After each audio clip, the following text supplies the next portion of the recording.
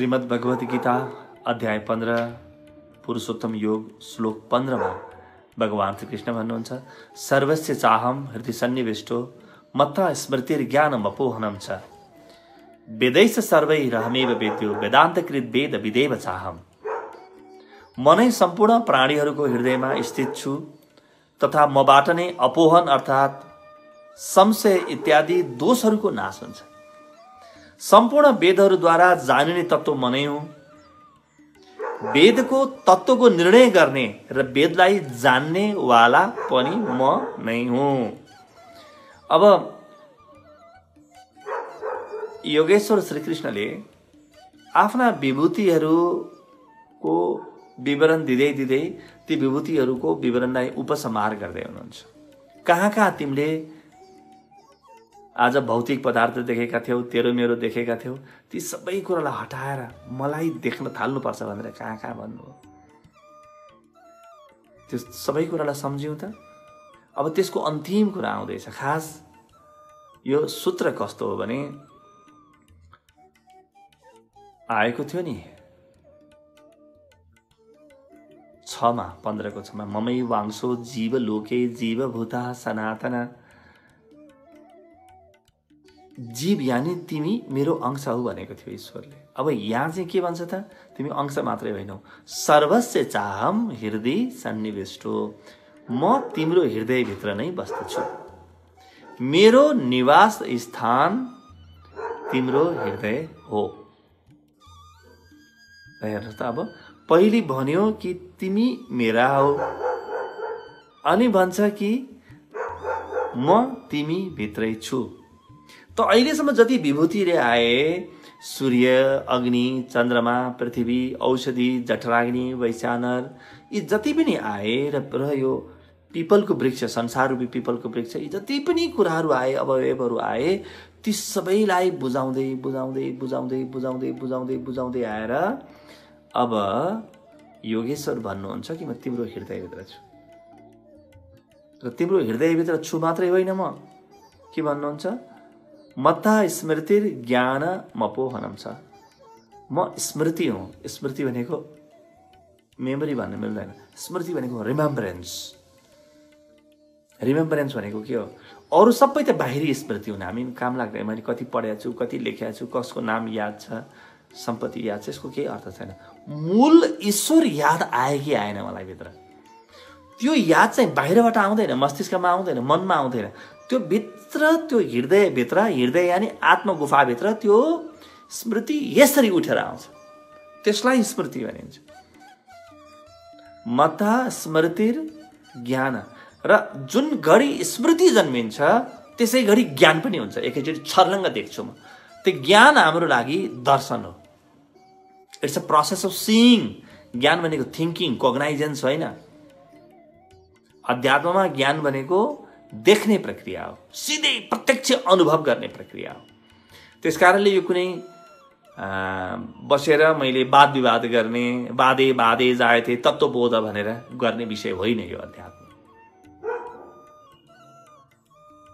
स्मृतिर ज्ञानम। अब अत्यन्तै मिठो शब्द प्रयोग गर्नुहुन्छ, अपोहन शब्द। यो पहिलो पटक आयो र भगवत गीतामा यो एकमात्र शब्द छ। यो पुरै गीतामा एकमात्र अपोहन शब्द छ। यसको अर्थ हुन्छ संशय, भ्रम इत्यादिको नाश। आएको थियो नि कि साधनामा मूढता जन्मिन्छ, साधनामा मूढता जन्मिन्छ, संसारप्रति मोह जन्मिन्छ भनिएको थियो नि अघिल्ला केही श्लोकहरूमा। त्यो मूढताको नाश पनि म नै गर्दछु। यानी तिमी भित्र तिम्रो मूढताको नाश भयो, अपोहन भयो भने त्यो मैले गरेको भन्ने बुझ। म बाहेक अरू कसैले गर्नै सक्दैन, अर्को कोही शक्ति नै छैन त। मत्ता स्मृतिर ज्ञान मपोहनम छ। अब यहाँ सबैभन्दा महत्त्वपूर्ण वाणी आयो। अब त्यसो त वेदान्तका ज्ञाताहरूले पुरै अध्यात्ममा लगेर वेदान्तमा समेटेका छन् र वेदान्तका विभिन्न शास्त्रहरू भनिन्छ। तीमध्ये मूल ब्रह्मसूत्र भनिन्छ, जसको चर्चा 13:4 मा आयो भगवत गीताको। ब्रह्मसूत्र पदैशैव हेतु मद्भिर विनिश्चितै भनेर। तर भगवत गीता वेदान्तको अन्तिम शास्त्र हो। आत्यन्तिक शास्त्र, सबैभन्दा प्रामाणिक र आत्यन्तिक शास्त्र, अल्टिमेट हो। वेदान्त शब्दको अर्थ के हो? वेदस्य अन्तः स वेदान्त, जहाँ वेदको पनि अन्त हुन्छ, ज्ञानको जहाँ अन्त हुन्छ। त हेर्नुहोस् त, वेदान्तलाई कसरी जम्मा आधा श्लोकमा वेदान्तको ज्ञान कसरी आयो यहाँलाई हेर्नुहोस्। के भन्नुहुन्छ भगवान कृष्ण? वेदैश्च सर्वैरहमेव वेद्यो, म जान्ने योग्य है। सम्पूर्ण वेदहरूद्वारा, वेद भनेको सम्पूर्ण ज्ञान है, ती 4वटा संहिता मात्रै होइन। त्यो त दुर्भाग्यको दिन हो जुन दिन 4वटा संहितालाई मात्रै वेद भनियो। त्यो त मनुष्यले आत्महत्या गरेको दिन हो, ज्ञानले आत्महत्या गरेको दिन हो। वेद त्यस्तो हुँदैन, वेद त बढिरहन्छ। तपाईँको हृदयमा स्फुरण आउँछ, त्यो पनि वेद हो। कहीँ अन्यत्र हिन्दू, मुसलमान, सिख, इसाई जोसुकै होस्, संसारको जुनसुकै कुनामा पनि यो ब्रह्म ज्ञानको कहीँ पनि थोरै प्रकाश झऱ्यो भने त्यो वेद नै हो। त यी वेदहरूबाट जान्ने योग्य के हो? वेदैश्च सर्वैरहमेव वेद्यो, म एक हुँ। यानी त्यो हृदयभित्र म जुन स्थित छु त्यसलाई जान्यौ भने वेद जान्यौ तिमीले। कुनै शास्त्र जानेर वेद जान्दैनौ तिमी। कति स्पष्ट छ हेर्नुहोस् त। म कहाँ छु? सर्वस्य चाह मृदि सन्निविष्टो, म सबको भित्र हृदयमा अवस्थित छु।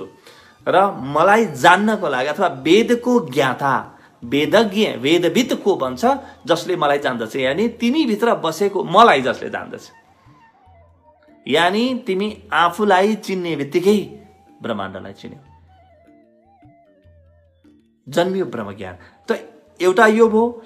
त्यसपछि 3टा कुरा भन्नुहुन्छ। एक त वेदले जान्ने, अनि वेदले जानेको कुरा निश्चय गर्ने। त्यो ज्ञान जब भयो नि, संशयहरू टुटे, अपोहन भयो, तत्काल देखियो। जे देखियो त्यो वेदान्त हो, जे अनुभवमा आयो त्यो वेदान्त हो।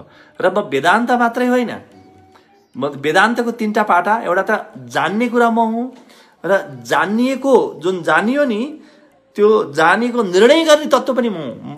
मैले अनुभव गरेँ भने मलाई थाहा भइहाल्छ तत्काल। कोही आउँदैन अरू निर्णय गर्न। भगवान कृष्ण ब्रह्मज्ञानी हो भन्ने कसले निर्णय गर्न आउँछ? भगवान बुद्धलाई ज्ञान भयो भने कसले निर्णय गर्न आउँछ? त्यही भित्रको वेद तत्त्व आउँछ प्रत्येक ब्रह्मज्ञानीमा। त त्यस कारणले यो ज्ञानलाई तत्त्ववेद पनि भनिन्छ, 5औं वेद पनि भनिन्छ, तत्त्ववेद पनि भनिन्छ। वेदले जान्ने कुरा मै हुँ, जानेको यकिन हुने कुरा, निश्चित हुने कुरा म हुँ, र त्यसपछि जान्नेवाला पनि म हुँ। अब हेर्नुहोस् त, एउटा कविता सामाजिक सञ्जालमा मैले केही समय अगाडि राखेको थिएँ कि 3लाई 2 बनाऊ, 2लाई 1 बनाऊ, 1लाई 0 बनाऊ, अनि तिमी पुग्यौ। कविताको मर्म थियो, कविताको प्रयोजन थियो। 3 त छ, जान्ने व्यक्ति छ, जानिने ज्ञान छ, र बीच जानिने कुरा छ, ज्ञान छ, र बीचमा ज्ञान छ। यो 3 छन्। 3लाई 2मा झार्नु भनेको के हो? बस क्षेत्र छ अनि क्षेत्रज्ञ छ भन्ने बुझ्नु हो। अब 1मा झार्नु भनेको के हो? जान्ने तत्त्व पनि त्यही हो, जानिने कुरा पनि त्यही हो, जान्ने प्रक्रिया पनि त्यही हो, यही बुझ्नु। एक बाहेक केही पनि छैन भन्ने बुझ्नु। र जुन घडी व्यक्तिले एक बाहेक केही पनि छैन भन्ने बुझ्छ, त्यस दिन एक भन्नु बेकार हुन्छ। त्यही भएर त्यसलाई हामीले अद्वैत भन्यौँ। अद्वैत यानी 2 छैन मात्रै भन्दियौँ हामीले। 1 छ भन्नु पनि बेकार हो, किनभने 1 पनि त गणना हो। 1 छ भने पनि अनेक पनि त कहीँ होला, नत्र 1 को किन कुरा गर्नु पर्यो त भन्ने प्रश्न आउँछ भनेर ऋषिहरूले कस्तो तरिका झिकिदिए भने अद्वैत भने। अद्वैत यानी 2 छैन, यानी अब 0 भयो। सबै त्यो 1 पनि त्यो 1मा बिलायो, 1 1मा बिलायो, 3 2मा बिलायो, 2 1मा बिलायो, 1 0मा बिलायो। 0 कहाँ बिलायो? 0 आफूमा बिलायो, 0 आफूमा बिलायो। अन्तमा त्यो परम 0 पनि ममा नै बिलाउँछ। त कस्तो प्यारो र कस्तो मिठो परम ज्ञान छ यो, हेर्नुहोस् त। अन्तर्यामीलाई खोज्ने ज्ञान। अन्तर्यामी भनेको के हो? जो भित्र बस्दछ। भित्र, अन्तर यानी भित्र, याम यानी निवास गर्ने, जो भित्र निवास गर्छ। कहाँ? मेरो हृदयभित्र, आत्मगुफाभित्र जो निवास गर्दछ, उसलाई खोज्ने प्रक्रिया कति मिठो। तिमी अन्यत्र कहीँ नखोज, तिमी आफूमा खोज। र खोज्दा खोज्दै के थाहा पाऊ भने खोजेर भेटिने कुरा मै हुँ। खोजे भनेर यकिन हुने, स्पष्ट हुने कुरा पनि मै हुँ। खोज्नेवाला पनि मै हुँ है। यो तीन बाहेक अरू कोही पनि छैन। जान्नेवाला पनि मै हुँ, जानिनेवाला पनि मै हुँ। यहाँ गएर सारा द्वैत सकिन्छन् जीवनका। बस एउटा एक ईश्वर र म हो कि होइन जस्तो, यो द्वैत हो कि अद्वैत हो जस्तो रहन्छ। त्यसैलाई गरी कसैले अद्वैत भन्छन्, गरी कसैले प्रेमको द्वैत भन्छन्। यो द्वैत र अद्वैतको सिद्धान्तमा अल्झिनु भनेको जीवनलाई खेर फाल्नु हो। यी दुवै एक हुन्। त्यो परम अवस्थामा मेरो इष्ट जुन छ, मेरो त्यो परम तत्त्व जुन छ, त्यो परम तत्त्व छ, त्यसैको अङ्ग म छु। तर छु भन्ने पनि थाहा छ भन्ने पनि थाहा छ। त्यसकारणले दुई जस्तो भाष्छ पनि, दुई जस्तो लाग्छ पनि, छ एक र पनि दुई जस्तो लाग्छ हो। यसको चर्चा हो। यहाँ पुग्नु नै ज्ञान हो। त्यसकारणले कहीँ बाहिर गएर केही पढ्नु, केही अध्ययन गर्नु अध्यात्मको भाषामा ज्ञान होइन। ती सबै कुराहरू अन्तमा आफ्नो हृदयमा गएर पोखिनुपर्छ। यो हृदय जुन छ नि, यो यज्ञ हो, यज्ञ मण्डप हो हृदय। बाहिर जुन हामी यज्ञ मण्डप बनाउँछौँ त्यसलाई अध्यात्मले मूल्य दिँदैन। अध्यात्मले मूल्य यसलाई दिन्छ। बस यसको प्रतिछवि बाहिर यज्ञ मण्डप बनाउने हो। यसलाई अध्यात्मले मूल्य दिन्छ। किनभने हो यही नै। त यहाँ भित्र गएर त्यो परम यज्ञमा सब कुरो जलेर अन्तमा द्वैत पनि जलेर सकिन्छ। जहाँ सबै खरानी बन्छ र खरानी पनि जहाँ सिद्धिन्छ, केही पनि शेष रहँदैन। त्यही भएर भगवान विष्णु शेष नागमा बस्नुहुन्छ भने शेष नाग माथि, शेष नागको सैया, यानी जे बच्यो के सुन्ने छ कि छैन जस्तो जे बच्छ त्यो बच्नुपर्छ जीवनमा। अनि तृप्ति आउँछ, अनि परम तृप्ति आउँछ। त्यसपछि जीवनमा बाजा बज्न थाल्छ। त्यसपछि जीवनमा परम बाजा बज्छ।